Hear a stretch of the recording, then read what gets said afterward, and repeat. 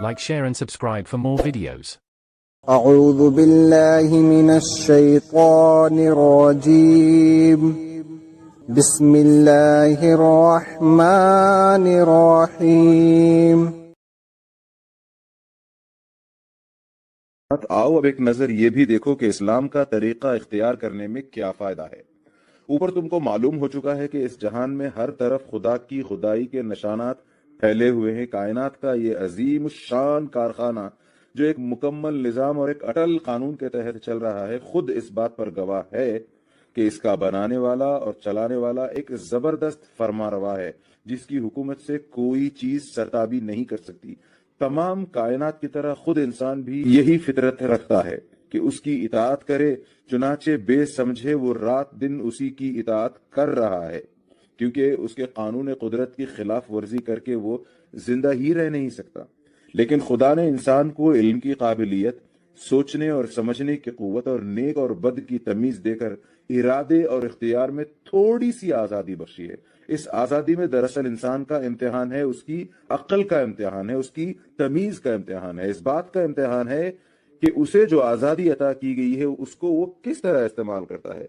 इस इम्तिहान में कोई एक तरीका इख्तियार करने पर इंसान को मजबूर नहीं किया गया है, क्योंकि मजबूर करने से इम्तिहान का मकसद ही फौत हो जाता है। तुम समझ सकते हो कि इम्तिहान में सवालात का पर्चा देने के बाद अगर तुमको एक खास जवाब देने पर मजबूर किया जाए तो ऐसे इम्तिहान से कोई फायदा ना होगा। तुम्हारी असल काबिलियत तो उसी वक्त खुलेगी जब तुमको हर किस्म के जवाब देने का इख्तियार हो।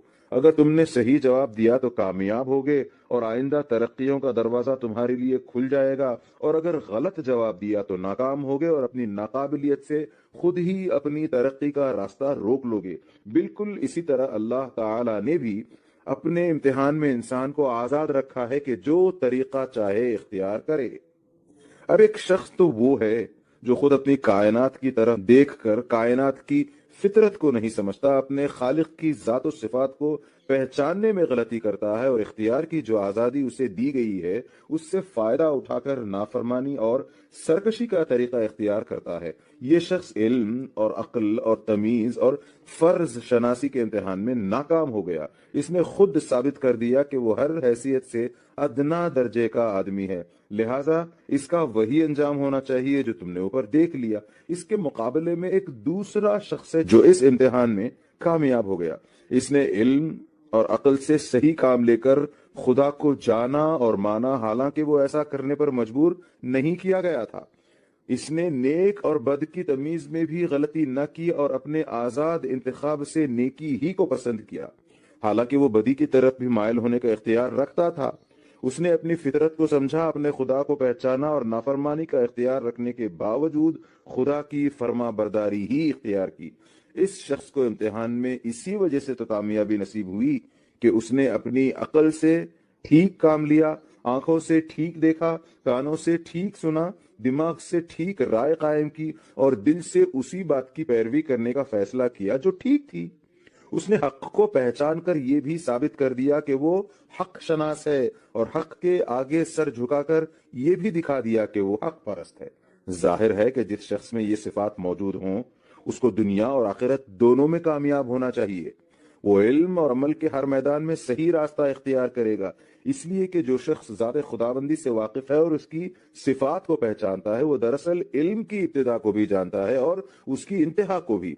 ऐसा शख्स कभी गलत रास्तों में भटक नहीं सकता, क्योंकि इसका पहला कदम भी सही पड़ा है और जिस आखिरी मंजिल पर उसे जाना है उसको भी यकीन के साथ जानता है। अब वो फलसफियाना गौर खौज से कायनात के असरार समझने की कोशिश करेगा, एक काफिर फलसफी की तरह कभी शुकूक व शुबहात की भूल भुलैयों में गुम ना होगा। वो साइंस के जरिए से कुदरत के कवानीन को मालूम करने की कोशिश करेगा, कायनात के छिपे हुए खजानों को निकालेगा, खुदा ने जो कुव्वतें दुनिया में और खुद इंसानों के वजूद में पैदा की हैं उनको ढूंढ ढूंढ कर मालूम करेगा, जमीन और आसमान में जितनी चीजें हैं उन सब से کام لینے کے بہتر سے بہتر طریقے دریافت کرے گا، مگر خدا شناسی ہر موقع پر اس کو سائنس کا غلط استعمال کرنے سے روکے گی۔ وہ کبھی اس غلط فہمی میں نہ پڑے گا کہ میں ان چیزوں کا مالک ہوں، میں نے فطرت پر فتح پالی ہے، میں اپنے نفع کے لیے سائنس سے مدد لوں گا، دنیا کو زیر و زبر کر دوں گا، لوٹ مار اور کشت و خون کر کے اپنی طاقت کا سکہ سارے جہان میں بٹھا دوں گا۔ یہ ایک کافر سائنٹسٹ کا کام ہے۔ مسلم سائنٹسٹ جتنا زیادہ سائنس پر عبور حاصل کرے گا، اتنا ہی خدا پر اس کا یقین زیادہ ہوگا اور اتنا ہی زیادہ وہ خدا کا شکر گزار بندہ بنے گا۔ اس کا عقیدہ یہ ہوگا کہ میرے مالک نے میری قوت اور میرے علم میں جو اضافہ کیا ہے، اس میں میں اپنی اور تمام انسانوں کی بھلائی کے لیے کوشش کروں گا، اور یہی اس کا صحیح شکریہ ہے۔ اس طرح تاریخ، معاشیات، سیاسیات، قانون اور دوسرے علوم و فنون میں بھی ایک مسلم اپنی تحقیق اور جد و جہد کے لحاظ سے ایک کافر کے مقابلے میں کم نہ رہے گا، مگر دونوں کی نظر میں بڑا فرق ہوگا۔ مسلم ہر علم کا معاملہ صحیح نظر سے کرے گا، صحیح مقصد کے لیے کرے گا اور صحیح نتیجے پر پہنچے گا۔ تاریخ میں وہ انسان کے گزشتہ تجربوں سے ٹھیک ٹھیک سبق لے گا، قوموں کی ترقی و تنزل کے صحیح اسباب معلوم کرے گا، ان کی تہذیب و تمدن کی مفید چیزیں دریافت کرے گا، ان کے نیک دل لوگوں کے حالات سے فائدہ اٹھائے گا اور ان تمام چیزوں سے بچے گا جس کی بدولت پچھلی قومیں تباہ ہو گئیں۔ معاشیات میں دولت کمانے اور خرچ کمانے کے ایسے طریقے معلوم کرے گا جن سے تمام انسانوں کا بھلا ہو، نہ یہ کہ ایک کا فائدہ اور بہتوں کا نقصان ہو۔ سیاسیات میں اس کی تمام توجہ اس طرف صرف ہوگی کہ دنیا میں امن، عدل اور انصاف اور نیکی اور شرافت کی حکومت ہو۔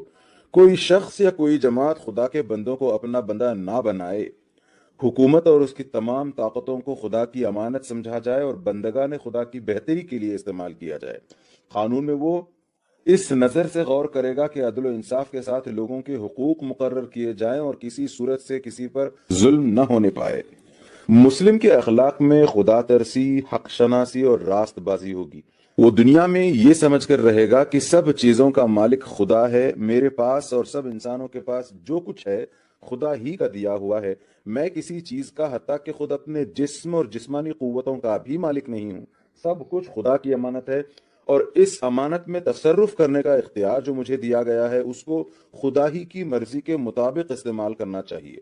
ایک دن خدا مجھ سے اپنی یہ امانتیں واپس لے لے گا اور اس وقت مجھ کو ایک ایک چیز کا حساب دینا ہوگا۔ یہ سمجھ کر جو شخص دنیا میں رہے گا اس کے اخلاق کا اندازہ کرو۔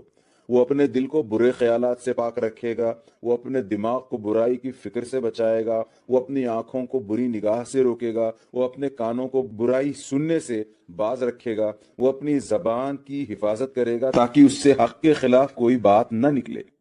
وہ اپنے پیٹ کو حرام کے رزق سے بھرنے کے بجائے بھوکا رہنا زیادہ پسند کرے گا۔ وہ اپنے ہاتھوں کو ظلم کے لیے کبھی نہ اٹھائے گا، وہ اپنے پاؤں کو برائی کے راستے پر کبھی نہ چلائے گا، وہ اپنے سر کو باطل کے سامنے کبھی نہ جھکائے گا، خواہ وہ کاٹ ہی کیوں نہ ڈالا جائے۔ وہ اپنی کسی خواہش اور کسی ضرورت کو ظلم اور ناحق کے راستے سے کبھی نہ پورا کرے گا۔ وہ نیکی اور شرافت کا مجسمہ ہوگا، حق اور صداقت کو ہر چیز سے زیادہ عزیز رکھے گا اور اس کے لیے اپنی ذات کے ہر فائدے اور اپنے دل کی ہر خواہش کو بلکہ اپنی ذات کو بھی قربان کر دے گا۔ وہ ظلم اور ناراضگی کو ہر چیز سے زیادہ ناپسند کرے گا اور کسی نقصان سے خوف یا کسی فائدے کے لالچ میں اس کا ساتھ دینے پر آمادہ نہ ہوگا۔ دنیا کی کامیابی بھی ایسے ہی شخص کا حصہ ہے۔ اس سے بڑھ کر دنیا میں کوئی معزز اور شریف نہ ہوگا، کیونکہ اس کا سر خدا کے سوا کسی کے سامنے جھکنے والا نہیں اور اس کا ہاتھ خدا کے سوا کسی کے آگے پھیلنے والا نہیں۔ ذلت ایسے شخص کے پاس کیوں کر پھٹک سکتی ہے؟ اس سے بڑھ کر دنیا میں کوئی طاقتور بھی نہ ہوگا، کیونکہ اس کے دل میں خدا کے سوا کسی اور کا خوف ہی نہیں ہوگا اور اس کو خدا کے سوا کسی سے بخشش اور انعام کا لالچ بھی نہیں ہوگا۔ کون سی طاقت ہے جو ایسے شخص کو حق اور راستی سے ہٹا سکتی ہو، اور کون سی دولت ہے جو اس کا ایمان خرید سکتی ہو؟ اس سے بڑھ کر دنیا میں کوئی غنی اور دولت مند بھی نہ ہوگا، کیونکہ وہ عیش پرست نہیں، خواہشات نفس کا بندہ نہیں، حریص اور لالچی نہیں، اپنی جائز محنت سے جو کچھ کماتا ہے اسی پر قناعت کرتا ہے اور ناجائز دولت کے ڈھیر بھی اگر اس کے سامنے لگا دیے جائیں تو ان کو حقارت سے ٹھکرا دیتا ہے۔ یہ اطمینان کی دولت ہے جس سے بڑھ کر کوئی دولت انسان کے لیے بڑی نہیں ہو سکتی۔ اس سے بڑھ کر دنیا میں کوئی محبوب اور ہر دل عزیز بھی نہ ہوگا، کیونکہ وہ ہر شخص کا حق ادا کرے گا اور کسی کا حق نہ مارے گا، ہر شخص سے نیکی کرے گا اور اس کے بدلے میں اپنے لیے کچھ نہ چاہے گا۔ لوگوں کے دل آپ سے آپ اس کی طرف کھینچیں گے اور ہر شخص اس کی عزت اور اس سے محبت کرنے پر مجبور ہوگا۔ اس سے بڑھ کر دنیا میں کسی کا اعتبار بھی نہ ہوگا، کیونکہ وہ امانت میں خیانت نہ کرے گا، صداقت سے منہ نہ موڑے گا، وعدے کا سچا اور معاملے کا کھرا ہوگا، اور ہر کام میں یہ سمجھ کر ایمانداری برتے گا کہ کوئی اور دیکھنے والا ہو نہ ہو مگر خدا تو سب کچھ دیکھ رہا ہے۔ ایسے شخص کی ساکھ کا کیا پوچھنا، کون ہے جو اس پر بھروسہ نہ کرے گا؟ ایک مسلم کی سیرت کو اچھی طرح سمجھ لو تو تم کو یقین آ جائے گا کہ مسلم کبھی دنیا میں ذلیل اور محکوم اور مغلوب بن کر نہیں رہ سکتا، وہ ہمیشہ غالب اور حاکم ہی رہے گا، کیونکہ اسلام جو صفات اس میں پیدا کرتا ہے اس پر کوئی قوت غالب نہیں آ سکتی۔ اس طرح دنیا میں عزت اور بزرگی کے ساتھ زندگی بسر کرنے کے بعد جب وہ اپنے خدا کے سامنے حاضر ہوگا تو اس پر خدا اپنی نعمتوں اور رحمتوں کی بارش کرے گا، کیونکہ جو امانت اس کے سپرد کی گئی تھی اس کا پورا پورا حق اس نے ادا کر دیا، اور جس امتحان میں خدا نے اس کو ڈالا تھا اس میں وہ پورے پورے نمبروں کے ساتھ کامیاب ہوگا۔ یہ ابدی کامیابی جو دنیا سے لے کر آخرت تک مسلسل چلی جاتی ہے اور کہیں اس کا سلسلہ ختم نہیں ہوتا۔ یہ اسلام ہے انسان کا فطری مذہب۔ یہ کسی قوم اور ملک کے ساتھ خالص نہیں، ہر زمانے اور ہر قوم اور ہر ملک میں خدا شناس اور حق پسند لوگ گزرے ہیں، ان کا سب کا یہی مذہب تھا، وہ مسلم تھے، خواہ ان کی زبان میں اس مذہب کا نام اسلام ہو یا کچھ اور۔ Like, share and subscribe for more videos.